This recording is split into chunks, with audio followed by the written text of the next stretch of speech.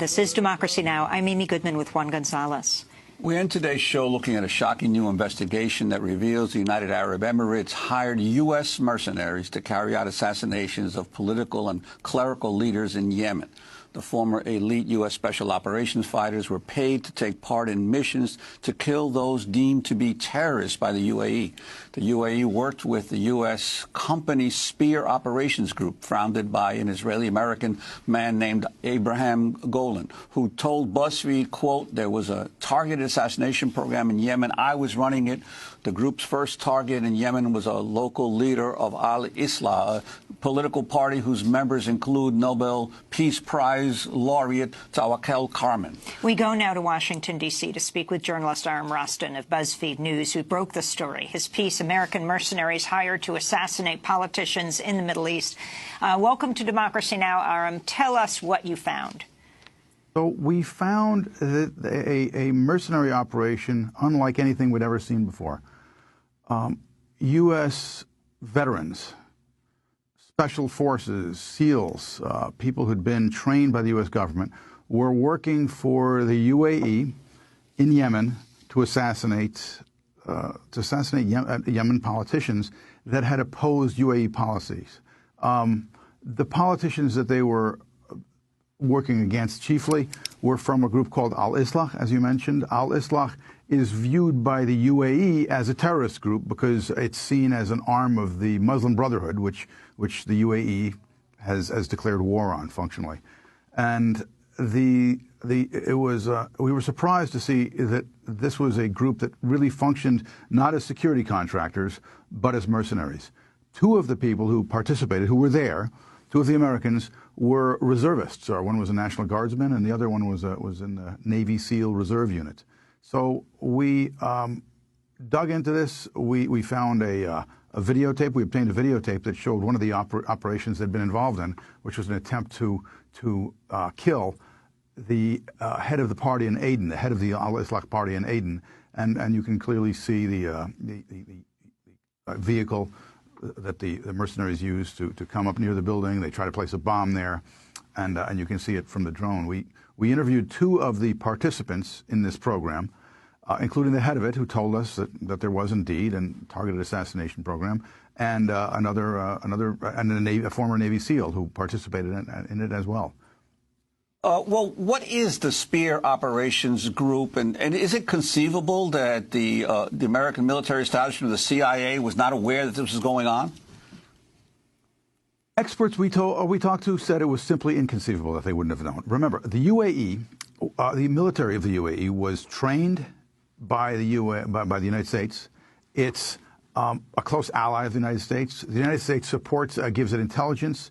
The United States fuels their planes, arms them, and I mean they're viewed as, in many ways, as a client state or a proxy in many ways. People believe there's no way that a country like this could have hired an American company staffed by American former soldiers, incorporated in a company incorporated in America, without the United States government knowing about it. Let me ask you, Aram, you quote a former CIA official in your piece who was initially skeptical of this mercenary assassination program, saying there's no way Americans would be allowed to participate. But later you said he confirmed what you found. So talk about the significance of this.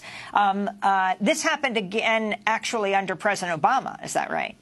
Indeed, it did happen under Obama, yes. It was the period of time was after the war. I mean, an interesting point was after the war started in March, the U.S. pulled its forces directly out of Yemen during the chaos of that war when the war first started. The UAE, of course, still stayed there. They were the ones on the ground. And the Yemen war is a very complex war. People see that the UAE and the Saudis are in the same coalition, but the UAE and the Saudis have kind of different aims there, or traditionally had different aims there. The Saudis were bombing the Houthis, fighting the Houthis, which they believed are proxies for Iran. And the UAE, most experts will confirm, was really trying to consolidate control over the South. They want the South to separate, to secede. They want control of the ports in the South. And they want to control the political space there because the UAE and Yemen are very close. So they were trying to get the head of the Al-Islah party. This is the party of Tawakkol Karman, who was sitting here a few years ago, right at the time the Nobel Committee announced she was winning the Nobel Peace Prize. UAE can call them terrorists. UAE can hire a mercenary firm the State Department would approve to attack anyone they consider unfriendly to them. It's a very complex issue because there's no evidence the State Department permitted this to happen. We looked at the law. The law about mercenaries is far more complex than most people realize. This isn't the first time we've done a story about sort of mercenaries. I mean, I did a story earlier this year about an American colonel, a retired American colonel, who went to the UAE and heads a branch of their military. Headed a branch of their military. He was a titled commander. He called himself a general, and he simply did this, and there was no repercussions that we know of for him.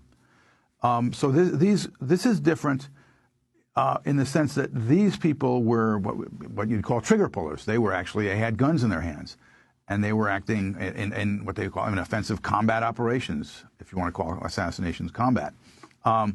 But it's not as if this hasn't happened. But it's not clear that there are actually repercussions against Americans who function as mercenaries if they become attached to the military of an ally. We've seen Americans frequently will join will serve in the Israeli Defense Forces.